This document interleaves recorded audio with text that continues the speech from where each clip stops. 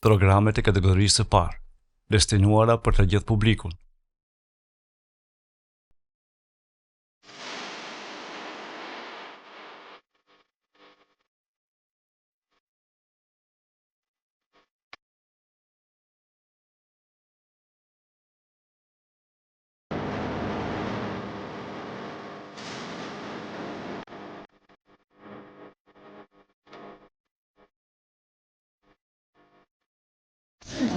Libra kanë përjetime të brendshme, që në vete mbajnë mundimin dhe gëzimin, respektivisht janë si fëmijët, thot teologu profesor doktor Ismail Bardhi.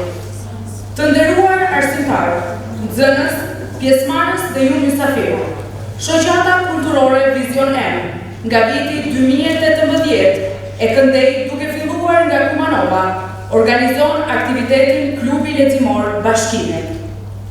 Tash e disa vite të njëjtin aktivitet po e realizojnë edhe në shkollë, Tetov, gjithsesisht në shkollën fillore Tituria në Likov, shkolla fillore Bajram Shabani Kumanov, shkolla fillore Toni Dordomis Kumanov, shkolla fillore Liria në Shkup, shkolla fillore Jashar Bej Shkupi në Shkup, shkolla fillore Tefejus në Shkup, shkolla fillore Istikbal Tetov, shkolla fillore Gjergj Kastrioti Skënderbeu, Poroj, Gjepqisht, Gjem dhe shkolla fillore Abdul Prashëri në Bogovik. Më lejoni që publikisht ta falenderoj ideatorin dhe themeluesin e këtij projekti, që vite me radhë po realizohet, të nderuarin doktor Eliesa Ismaili.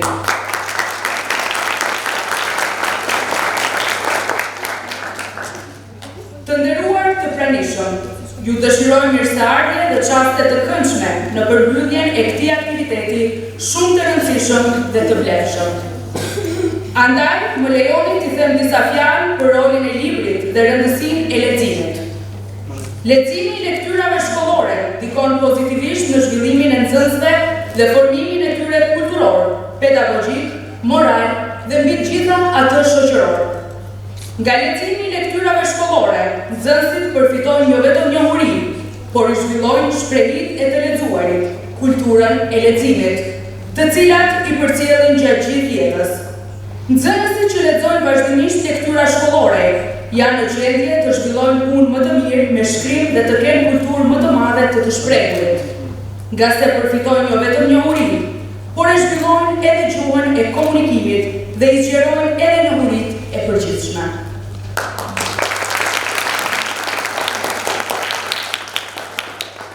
Atëherë, pa humbur kohë, ftoj të merr fjalën në emër të shoqatës kulturore Vizion M, antari dhe koordinatori i klubit Letimor Bashkimi, Engin Jakra. Të nderuar drejtor, arsimtar dhe shumë të dashur nxënës, është një kënaqësi dhe nderi i madh për mua që sot të jam këtu para jush në këtë event të veçantë, kushtuar klubit Letimor Bashkimi. Ky klub për 5 muaj me radhë ka funksionuar me sukses në kuadër të këtij projekti të përbashkët kulturor dhe arsimor. Është dëshmia për kushtimet, pasionet dhe dashurisë për librin që kanë treguar nxënësit tanë nga të gjitha qytetet me një numër pjesëmarrësish prej plot 644 nxënës, prej të cilëve 180 nga Kumanova dhe Nikova. Më lejoni që këtë fjalë të filloj me një ndjenjë personale, sepse unë kam qenë pjesë e këtij klubi, që nga themelimi i tij në vitin 2018 nga atë kohë isha nxënës, ashtu si shyrje një sot. Dhe ishte pikërisht përvoja ime në këtë klub që më frymëzoi, më rriti si person dhe më udhëzoi drejt rrugës që sot nga sjell këtu para jush. Është një ndjenjë e veçantë të jesh dikur pjesëmarrës, e sot të jesh udhëheqësi në nismë që ka sjell kaq shumë tëra, kjo tregon se çdo hap i vogël që bëni sot mund të jetë merr i madh për të ardhmen tuaj. Gjatë këtyre muajve kam pasur shumë gëzime se si nxënësit janë angazhuar, kanë lexuar libra me terë, kanë ndarë mendimet dhe emocionet e tyre dhe kanë ndërtuar një frymë të shëndetshme diskutimit e mirëkuptimit. Klubi Letimor Bashkimi nuk është vetëm një vend ku lexohet, por është një vend ku rritemi bashkë, ku mendimet tona marrin formë dhe ku fjalët bëhen ulë mes njerëzve. Një falënderim i veçantë shkon për doktor Eliesa Ismaili, ideatorin dhe themeluesin e këtij projekti të mrekullueshëm, i cili gjithmonë ka qenë pranesh me përkrahje, vizion dhe motivim. Bashkë i faleminderit të posaçëm për kontributin dhe koordinatorin e vazhdueshëm që 7 vite me radhë të zotëri Kujtimis Smejanidit, i cili ka qenë gjithmonë pranesh në këtë rrugtim.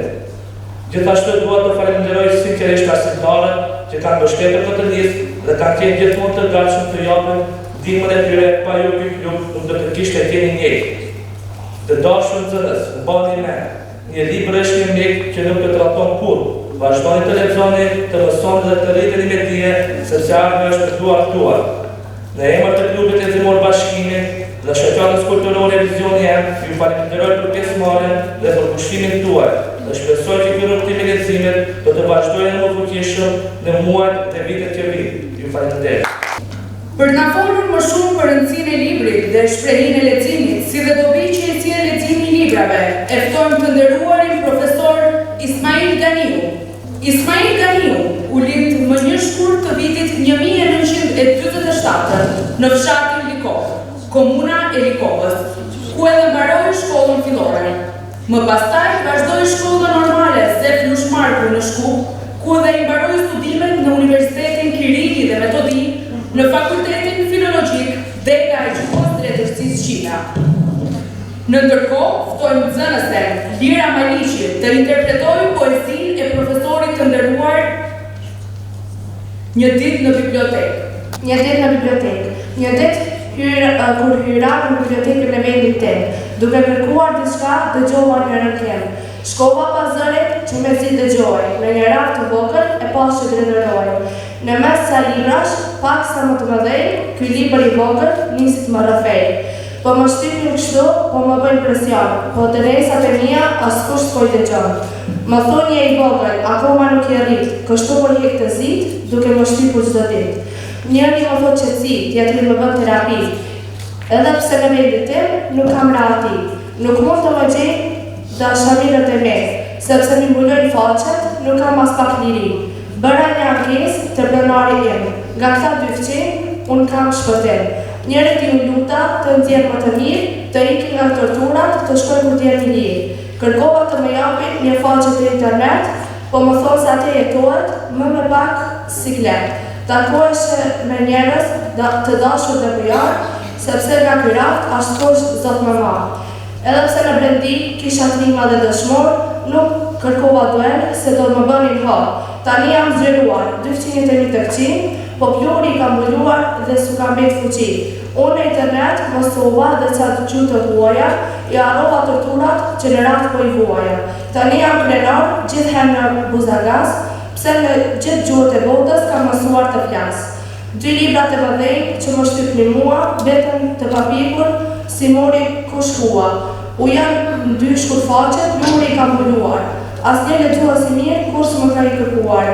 Të gjithë mendoni se u marrin shumë kohë, kur t'i japin në dorë, do t'u japin drogë. Kur u dëgjuan trimat nga faqet e mia, i njoh gjithë bota, i njoh gjithësia. Edhe pse i vogël u bora me shumë vlerë, sepse me të gjithë u solla me dashuri e nderë. Tani jam rahat, kam qetësi shpirtërore dhe kam jetë të gjatë në gjuhën time plore. Ne falenderojmë Lirën për interpretimin kaq të bukur, tani është rradha juaj, profesor. Përshëndet volontierët e Zotit. I përshëndes punët të tillë, sidomos organizatorën e këtij manifestimi kështu elementi, 7 herë me radhë do të qendra.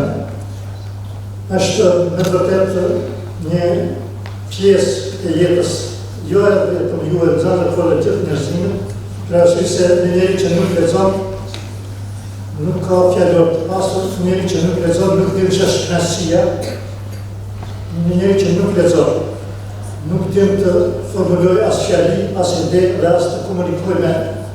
Sigurisht edhe pse në gjuhën shqipe, pa marrë parasysh do t'ju ndihmoj edhe në gjuhën tjera, ajo që ka lexoni që të formuloni, të bisedoni, të komunikoni në mënyrë më të drejtë. Po ja vetëm një sekret kështu, një plak si unë që kam. Kish ku të mjeku dhe mjeku i ka konstatuar se shumë afër ke vdekje, 4-5 ditë. Dhe drejtohet në xhamin e Muhameda, Hazret Muhammed Naftu, si meritor, si i besuar, dhe kërkon më ndihmo, thot çka të bëj këto 4 ditë që kam jetë. ai nuk largohet shumë dhe me thotë, lexon. E ka përdorë, thotë, shka po mbyll leximin. I thotë, jo, më tregon cila vepër do të knaqen më tepër se sa leximi. Të gjitha punime tjera, të gjitha angazhime tjera, të gjitha vepra tjera kërkojnë ose mund, ose koha, ose koma tepër. Kështu që leximi do të ishte si udhëzim më i mirë kur ju keni kohë të lirë kur të pushoni dhe do ta kënaqni shpirtin tuaj, do të mos një pasuri të madhe që askush mund t'ja marrë. Leximi do t'ju bëjë të aftë që të lexoni, të komunikoni, të kuptoni më mirë. Kështu që gjithmonë e keni atë përparësi leximin e shtëpim, bile një dallim i madh është se të gjithë fëmijët sot po ecin me telefona në dorë, ka modernizimi, faqet e internetit, por mendoni nëse shkojnë në një mal, kur nuk keni rrymë, kur nuk keni kablo, dhe telefoni ditë ditë do të vazhdoj, derisa të ketë bateri, por kur dalë bateria, çka do të bëni? Libri nuk kërkon rrymë, nuk kërkon bateri. Libri kërkon vetëm një raft të vogël me shtëpi ta mbani ose një çantë të vogël ta mbani me vete. Kështu që libri mos e largoni kur prej dore.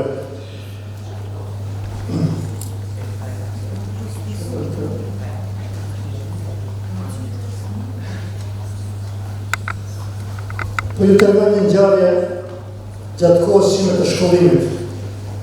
Në shkollën normale se të shpasë që përmendi vajza që kemi kryer, në kohën tonë nuk ishte mjaft libra. Bile kishte atë kohë se monizmi disa libra dhe kishte ndaluar.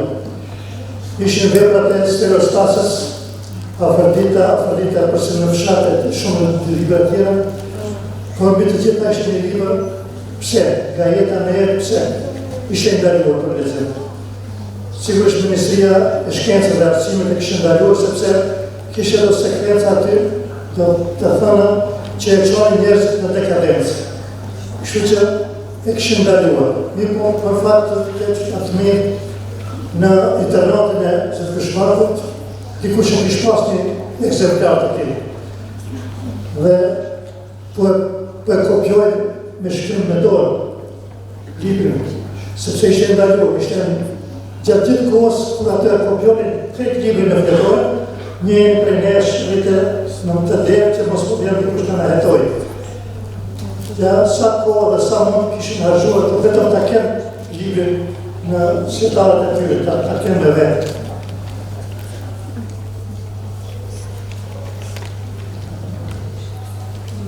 Steros Pasa ishte një shkrimtar me të vërtetë shumë atraktiv, por në Shqipëri nuk ishte shumë e adhuruar, më shumë adhuroi në Kosovë, Maqedoni, kështu që ishte shpesh mesatirë në Kosovë, Prishtinë. Librat e tij u votuan disa u rivotuan dhe asnjëherë nuk ngelen pa ushqim.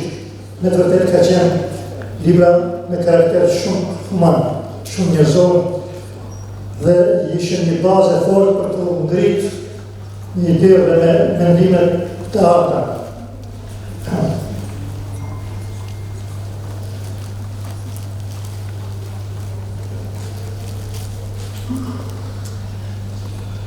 Që të themë pas ka marrë modit të paraqitet para mësasve. Afër 27 vjet.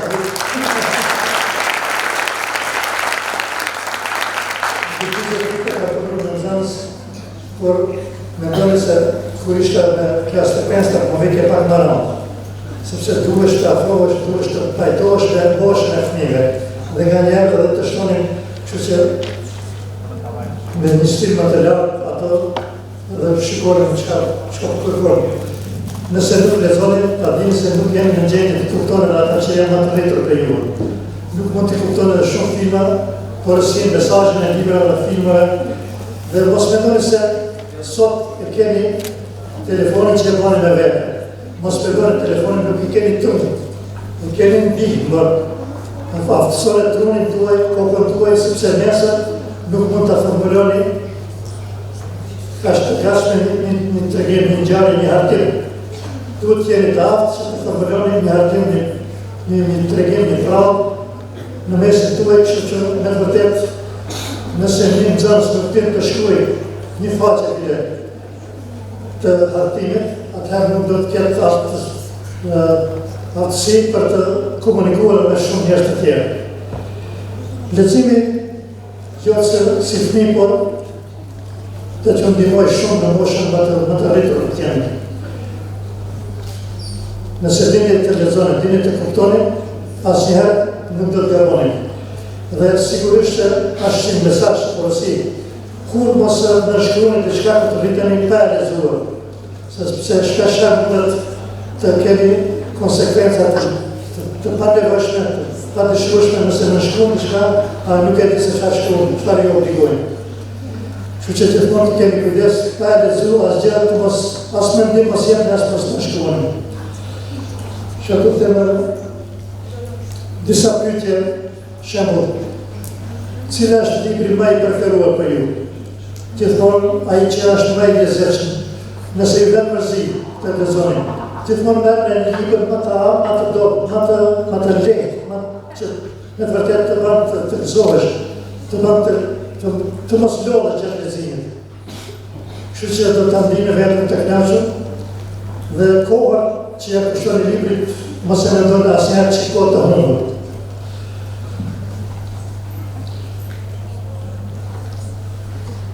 Në shumë shtete të botës, libri ka vlerë të madhe. Të ne pak vlerën e ka humbur për arsye se nuk i kushtoj shumë kujdes. Për shkak të mjeteve të informimit, telefonit e faqeve të ndryshme elektronike, mirë po, edhe njëherë po e përsëris. Në botë, njerëzit llogaritën dhe çmohen në bazë të leximit, në bazë të veprave, në bazë të librave. Në shumë shtete, në zonë shtetet skandinave në Amerikë, njerëzit me libra që kanë shkruar libra, janë pastruar. Dhe të gjithë ata që edhe nëse nuk e lexojnë shkojnë e plejtë. Për arsye se libri edhe pse nuk lexohet ndonjëherë, vjen në sirtalla dhe kur vjen koha, ndonjëherë do ta mesh. Në Zvicër kërkon një sistem, një studim. Të gjitha ato shtëpi që kanë pas libra, biblioteka të formuara, sot jetojnë më mirë dhe më mirë kanë programuar jetën e tyre familjare dhe shumë më lehtë kalojnë jetën e tyre me familjet. Kështu që kisha porositur edhe një herë që gjithmonë ta keni si mik, si shok më të mirë, sepse nuk kërkon asgjë prej juve. Në Ligok kur punoja, një patarvanje e një hartem, libë dhe shoku më i kushtivit. Njëri prej nxënësve kishte shkuar, më pyeti gjyshi me cilën shoku bashkohet, me kjo bashkon shkollë. Ai më nisëra që kishte thënë, nuk më duan shokë, kam një shok që ka bëjë për ditë me vetë dhe s'ti kush do për me.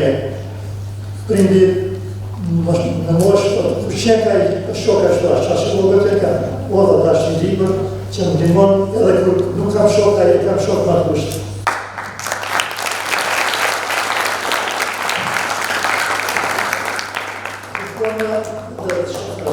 Gjithmonë për garat e fëmijëve nxarën për shkolla, janë di krenar ata që kanë marrë në parë, 2-3. Por mos mendoni se të kopjoni. Gjithmonë mendoni vetë për mendës tuaj. Për trurit tuaj ta ushtroni, ta shkruani diçka, ta krijoni diçka. Për arsye se nëse të gatshme e merrni prej Google-s ose prej telefonit, ta dini se vetë si keni po keq. Nesër nuk do ta keni, kur të vini në problem, telefonin nuk ja vlen, me vetë ta keni. Kështu që do të rini të vetmuar dhe askush nuk vjen të japë në ndihmë. Gjithmonë të keni kujdes.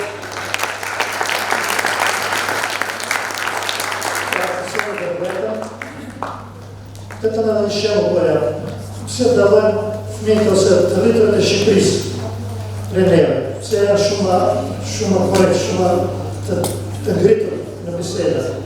Për arsye se të ato një kohë ka qenë ndaluar, në atë nuk kanë biseduar shumë.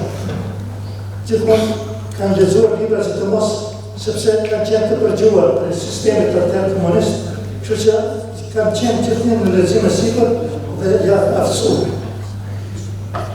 Dhe gjithmonë kanë pas përparësi ku kanë biseduar në shoqërinë, në shkollat më të larta, në nivele më të larta.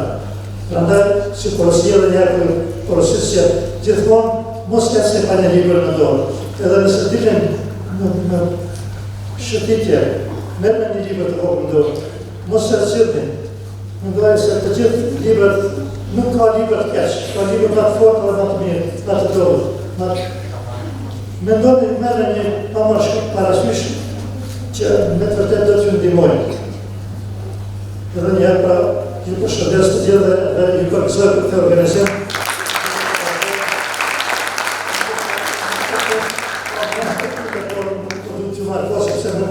Në mjaftë angazhime, në mjaftë organizime nga kohë, që të dëshiroj sukses edhe në këto granët e kuizit e fillusharë. Falenderojmë profesorin për gjitha këshillat e dobishme që i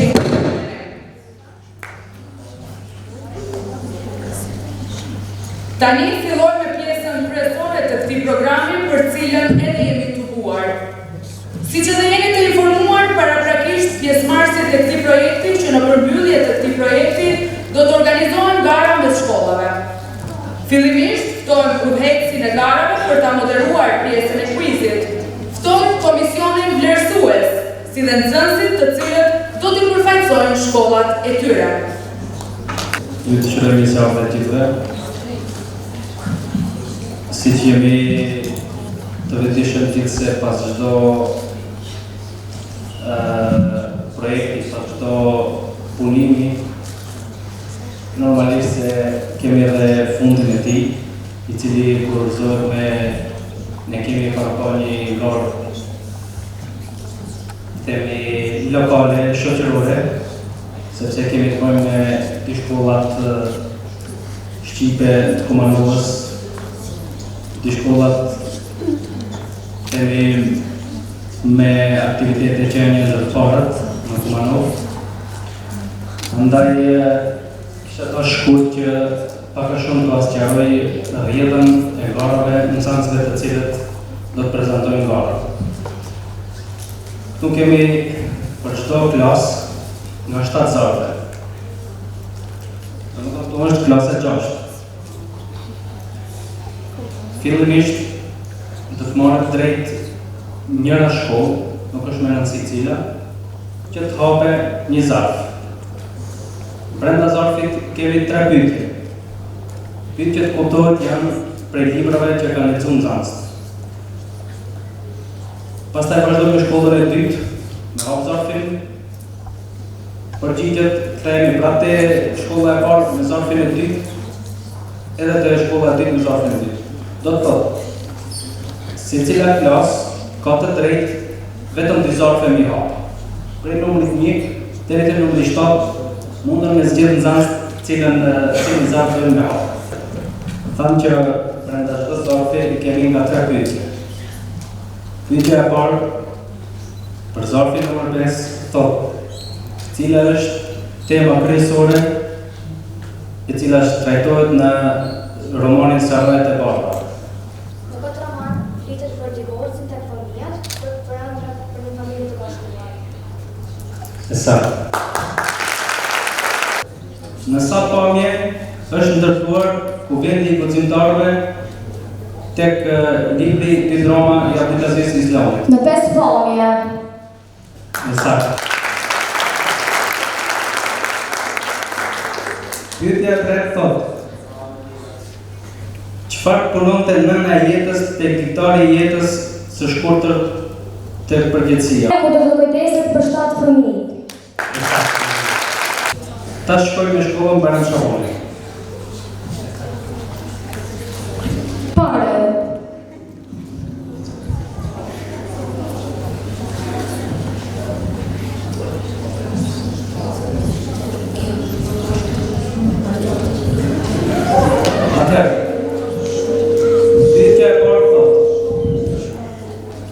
Kur ka lindur Naim Frashëri dhe në cilin vend? Naim Frashëri ka lindur me 25 maj në vitin 1846 të në Frashë të Përmetit. Cili është shkrimtari i romanit Shpella e Piratëve dhe kur u botua kjo vepër? Shpella e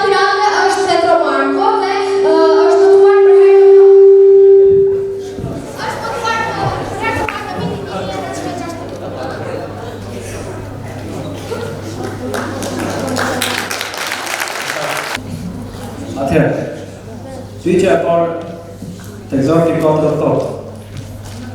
Cilët ishin 4 diplomat për përgjegjësi të ditari i jetës. Njëra Albert Kishtin Kokës është. Edhe 3 tjera.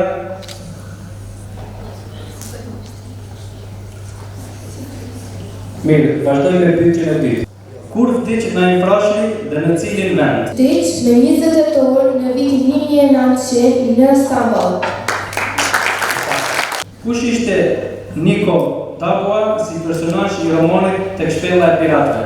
Niko Dabua ishte një personazh 80 vjeçar, i cili njihet për notimin e tij rreth 3 vetor bresh dhe për heroizmin e tij që ka pas një përlishje me peshkaqerat. Atëherë, pyetja e parë thotë: kush ishte Arianda dhe çfarë kërkonte ajo tek romani Roma të Abdul Aziz Islami? Ishte një vajzë e talentuar e cila kërkonte idealin e saj. Saktë. Si quheshin binjaket e zonjës Blerta tek Ditari i jetës? Binjaket e zonjës Blerta quheshin Vera dhe Era. Çfarë shpreh poeti në poezinë Te Vegjëlit? Fjalët e Xhiririt Naim Frashi. Domethënë te fjalët e Xhiririt Naim Frashi çfarë shpreh? Tek fjalët e Xhiririt Naim Frashi kishte shprehur dashuri për fëmijët dhe kishte shprehur dashuri për fëmijët dhe kujdes për ta. Saktë. Mund të ulemi, ftojmë nxënës të klasës së 7. Të dy kohë.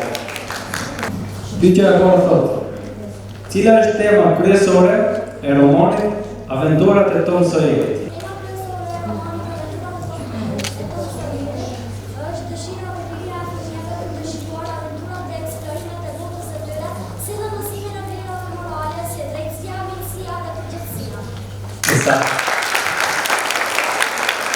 Si titullohej vepra letrare kryesore e ligjerit?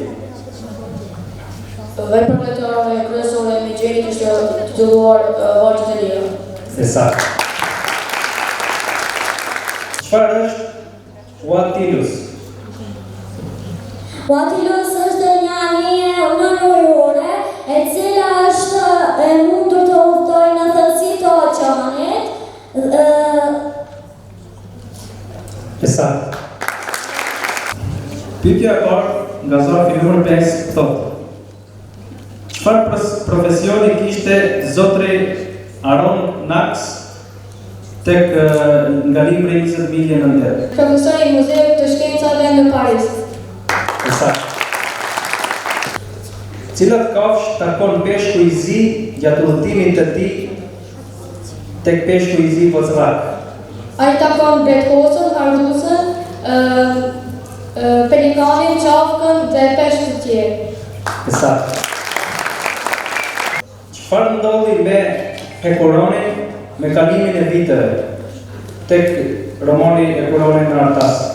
Ai u rrit, filloi klasën e parë dhe ai ndjente mungesën e babait të tij saqë shkonte e vizitonte me orën e ujrave.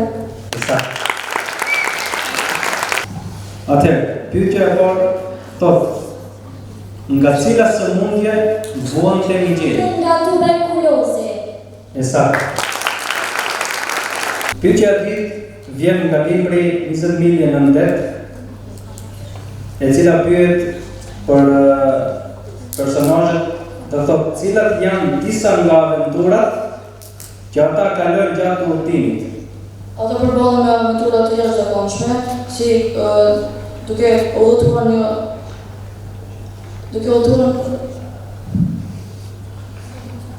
Grukat në kushtet e detale dhe me përballje me kafshë të ndryshme.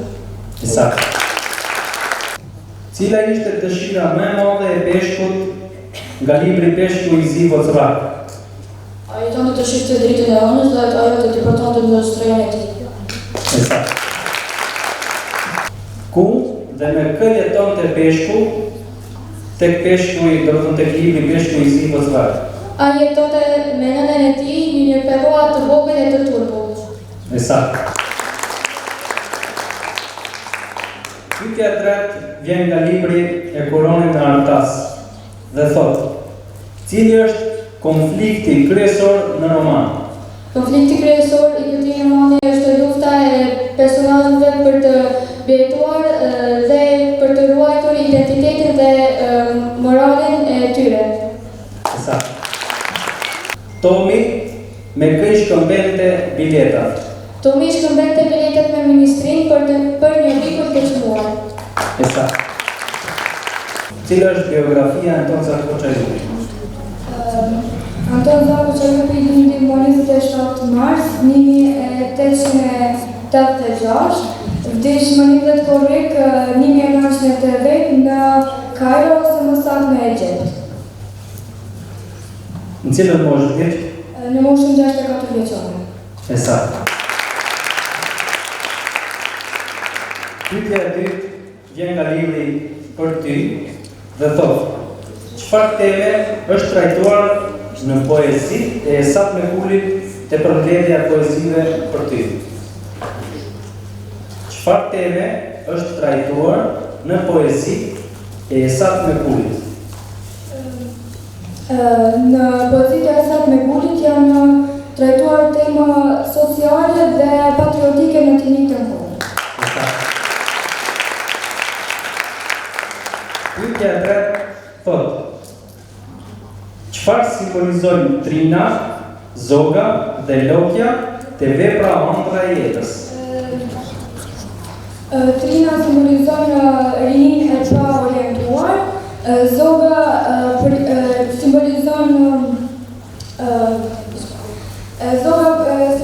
vështirësinë e jetës, kurse lotja simbolizon shkallën dhe peshën e vështirësive në jetë.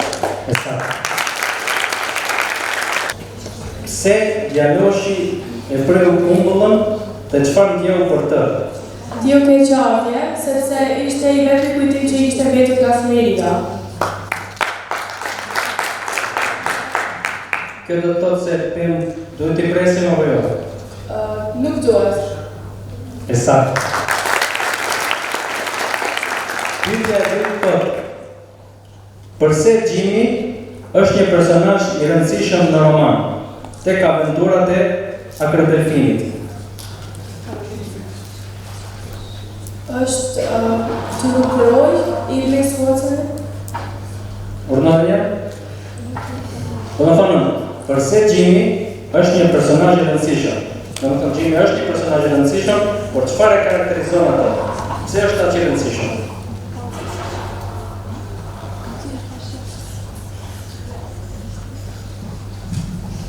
Nuk e di.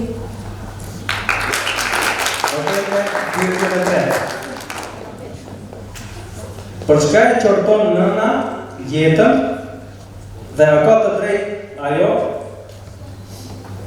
Po, nëna ka të drejtë, sepse jeta duhet të jetë më organizuar në librat. Tjetër? Çfarë bënte? Çfarë kishte dëshirë nëna që ajo të bënte? Dhe kjo e qortonte.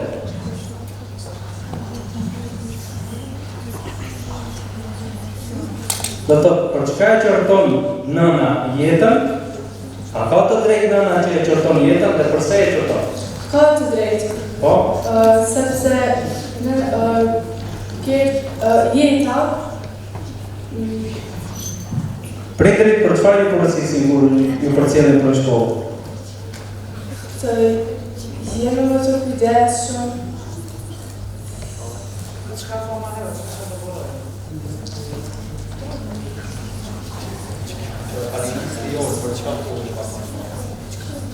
Të lexojmë më shumë. Atëherë, për këtë përgjigje vendose komisioni e morëm si komplet sakt apo si gjysmë të saktë. Pse të gjithë njerëzit e nderonin celldarën të tregimi njeriu që jetoi për dashurinë? Njerëzit e ndërën të ndarën sepse ai intimonte të gjithë dhe kishte një jetë shumë të trishtuar, sepse gruaja dhe fëmia e tij vetëm kishin vdekur dhe ai jetonte në vjeç duke e ruajtur deglet. Çfarë mendon Huckleberry për të rriturit? Huckleberry mendon se të rriturit janë hipokrit dhe të pandershëm. A ka të drejtë? Jo.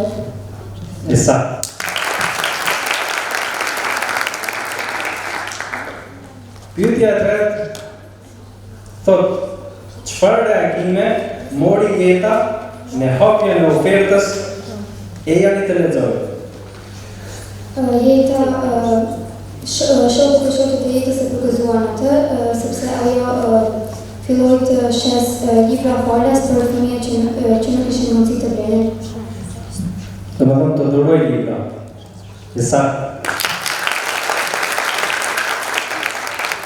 Atëherë, pyetja e parë thotë, si quhet gruaja që dashuronte Adam Ulti dhe derisa ishte në jetë ajo dashuronte doktorin apo nderoi jetë për tjetër njeri? Zonja Lëlushe.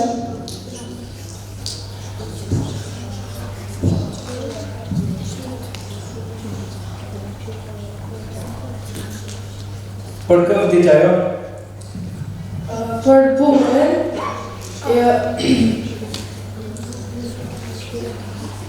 dhe përtonte të kthehej në jetë me doktorin Adam Ulti.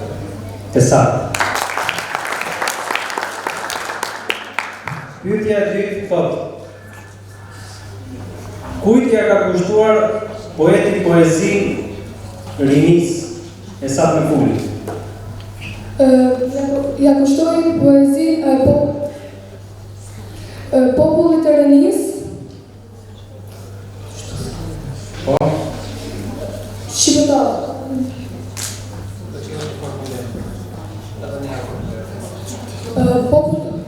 Formuloj pak përgjigja është kjo, po formuloj pak që ta kemë qartë dhe publiku. Rinisë shqiptare. Po? Përgjigja është e saktë, po duke ja kushtu këtë poezi rinisë shqiptare, ai besonte se një ditë kjo rini do të ketë në tarë më të mirë edhe për vete, po edhe për gjithë popullin. E saktë.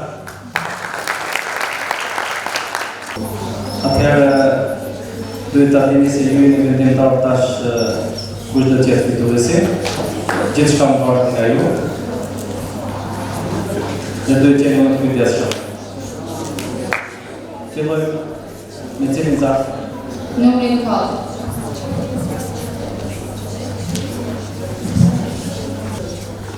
Ana Frank, tek diktari i saj, çfarë shkroi në faqen e fundit? Yes, në të shmenë dhe pjesë kurar.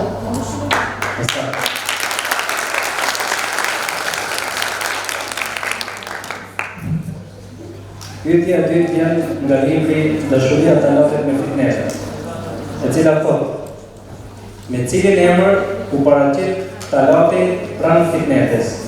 Talati pranë fitnetes u paraqit me emrin Ragida.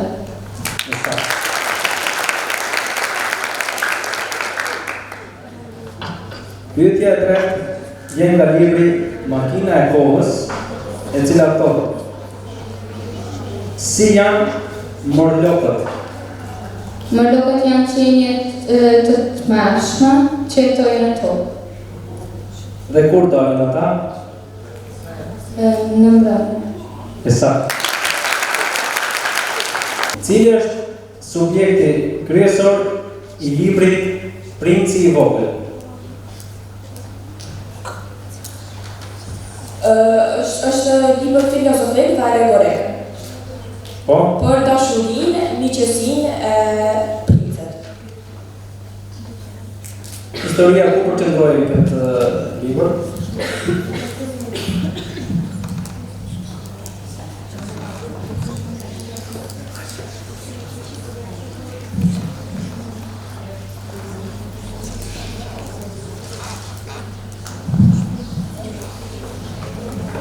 Do të thotë cili është subjekti kryesor i librit Princi I vogël.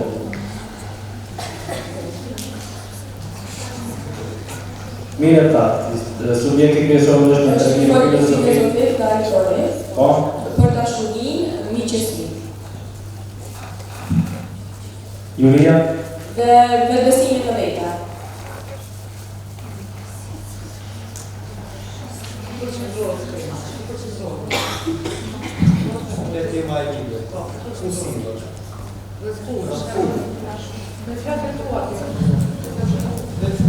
Në votën imagjinare, në të vogël.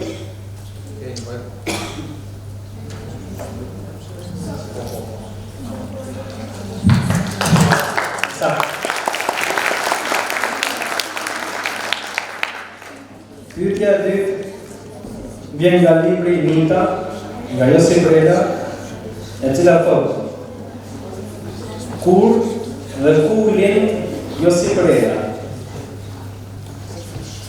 Josip Breda u vjen në 1895 në zonën e Autokracisë. Esakt. Pyetja e tretë thotë: Kush është personazhi kryesor në veprën Kushtrimi të parëve?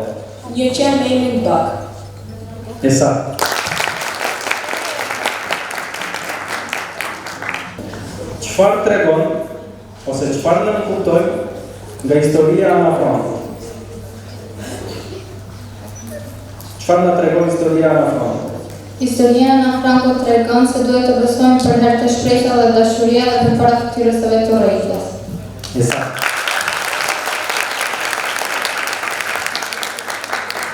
Në cilin qytet jetonte Talati? Në Askaraj të Turqisë. Esakt.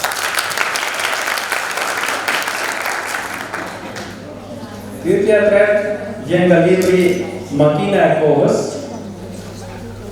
e cila thotë: Cila është teoria kryesore e udhëtarit të kohës?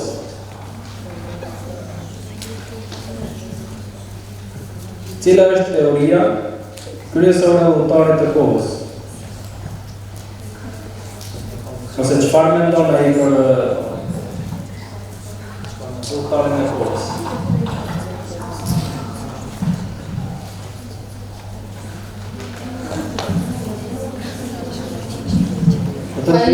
Ai beson se për herë mund të kthehemi në kohë përmes makinës së kohës. Julia?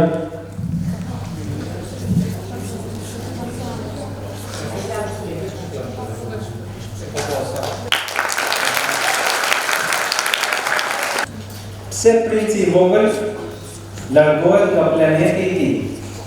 Largohet për të vizituar universe të tjera dhe për të mësuar nga botët të ndryshme. Esakt.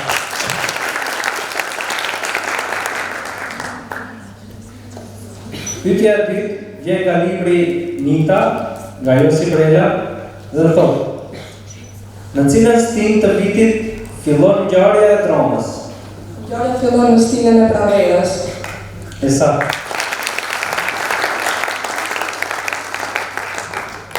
Prandaj ne zhvilluam në pranverë klubin e leximit.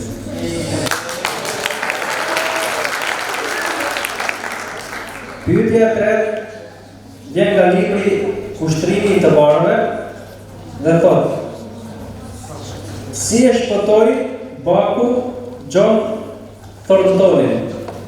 Ai e shpëtoi nga disa njerëz të armatosur, I sulmoi ato dhe e shpëtoi John Thorntonin. Esakt. Atëherë, derisa Julia të marrë vendim dhe të na shpallin fituesin, mund të vazhdoni me programin. Faleminderit për pjesëmarrjen. Në ndërkohë që komisioni vlerësues shqyrton rezultatet dhe vendos përfituesin, ftojmë nxënësin Bjorg Arsani nga Shkolla Fillore Bajram Shabani Kumanov për të interpretuar një poezi. Në mesin tuaj kam qëndruar, e jam duke u përbëruar, që t'ju jap pakës dritë, natën t'ju apoj ditë, do të tretëm të kullohem, të digjem të përlohem, që t'ju ndrinj e mirë të shetë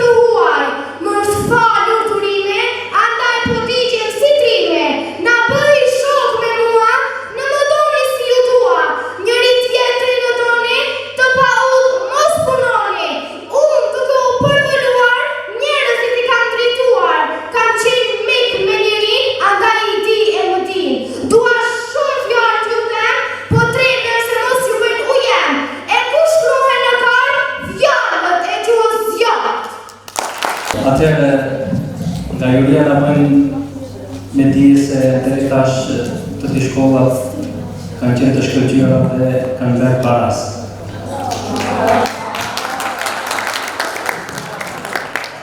Kështu që në bashkëpunim të dy shkollat kanë vendosur që garën ta vazhdojmë me klasën e 6-ta. Andaj ftojmë edhe njerë nxënës të të dy shkollave të klasëve 6-ta që të vazhdojmë me garën. Gara të përfundoje me juve. Në këtë rast, ju jeni vendimtar që vendosni. Përgjigja do të mbetet e fshehtë nga ana e jurisë. Përgjigjen ju do ta thoni, por nuk do të bëhet e ditur është e saktë apo e pasaktë. Nga klasa e 6 na kanë bërë 3 zarfa. Në këtë rast, keni të drejtë vetëm nga një zarf me hapë. Vazhdoj. Pyetja e parë vjen nga dy droma të Abdullaziz Islami dhe thotë: pse ujku nuk bashkëpunonte me kafshë tjera në pyll? Sepse duhet të lironte Agineshën, dhe për këtë arsye nuk ka bashkëpunuar.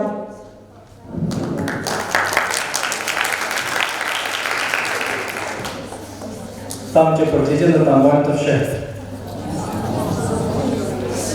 Pyetja e dytë thotë: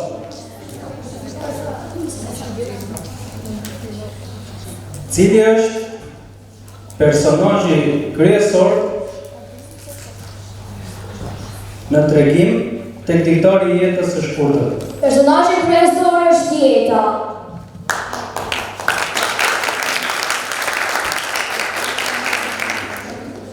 Pyetja e tretë vjen nga fjalët e Qirilit të Najn Frashërit dhe thotë: çfarë ka përshkruar Najn Frashëri në dy poezitë e tij, Gjuha jotë dhe Korça?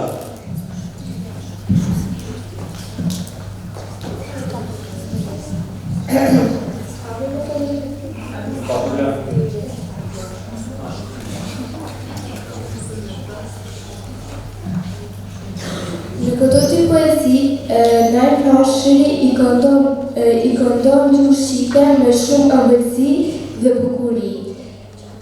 Ai është i pari që kuptoi ndjenja më të thella njerëzore. Ishte viti 1887 kur u hap shkolla e parë shqipe në Korçë. Sipas tematikës, çfarë romani është Shpella e piratëve?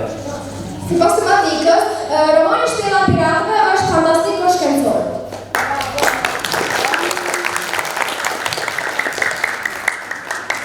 Pyetja e dytë vjen nga libri Sarajet e Bardha dhe thotë: ku ishte fshehur Mirushja që nuk mund ta gjente as policia e qytetit të Prishtinës? Mirushja ishte fshehur në jetimore.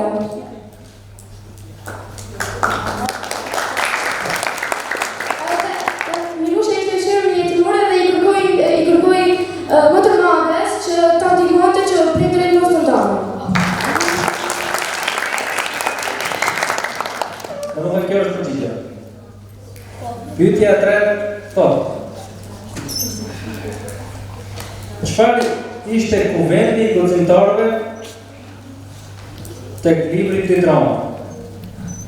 Kuvendi i guximtarëve ishte vendi ku përbëhej nga disa fëmijë ku ata mbledheshin për të biseduar se si ta largonin mjegullën e zezë.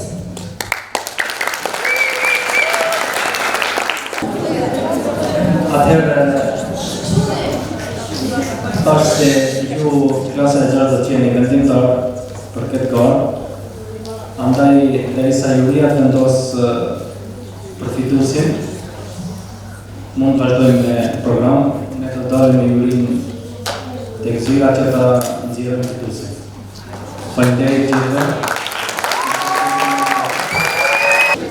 Në ndërkohë që komisioni vlerësues shqyrton rezultatet dhe vendos përfituesin, ftojmë Asufi nga Shkolla Fillore Torizor Domis Kumanov për të interpretuar një poezi.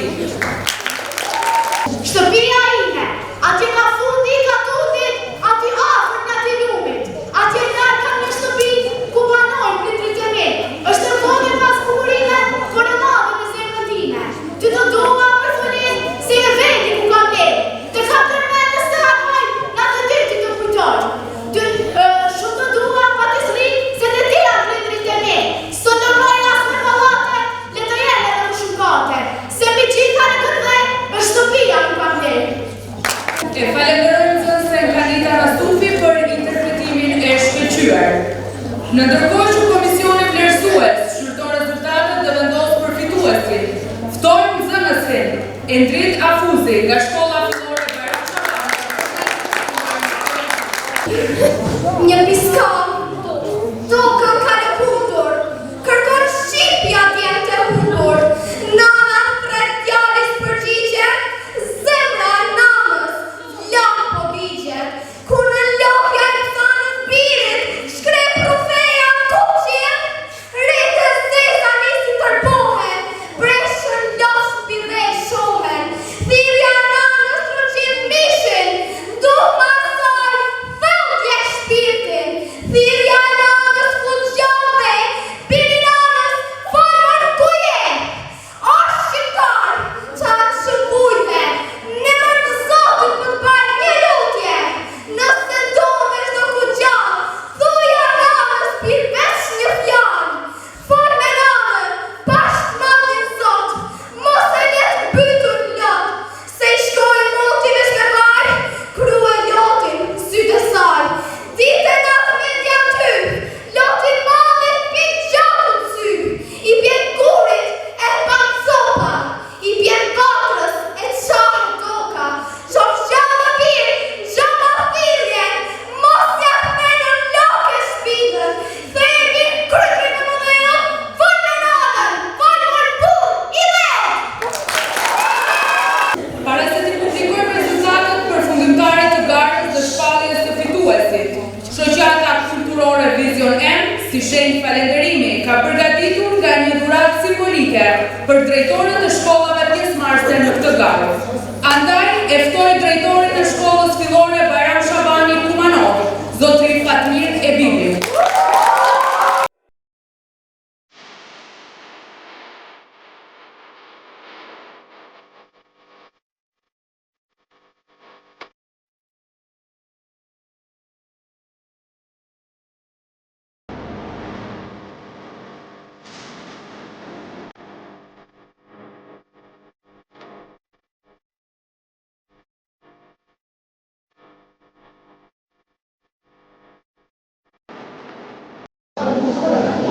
Tani është momenti për shpalljen e fituesit të garës. Andaj e ftoj udhëheqësin e garave, zotri Kujtim Ismailin, që të shpallë fituesin dhe të shpërndajë dhuratat për garues. Unë mendoj se të gjithë ne, por sidomos ju, që keni lexuar gjatë këtyre muajve, e morët një mësim nga mësuesi Joni Dashur, i cili na ligjeroi në fillim të këtij organizimi se sa pasurohemi me lexim dhe jemi fitues nëse lexojmë. Andaj edhe në këtë garë, të gjithë ishim dëshmitarë, por në veçanti me vendimin e jurisë, u vendos që fitues të jetë ai që lexon.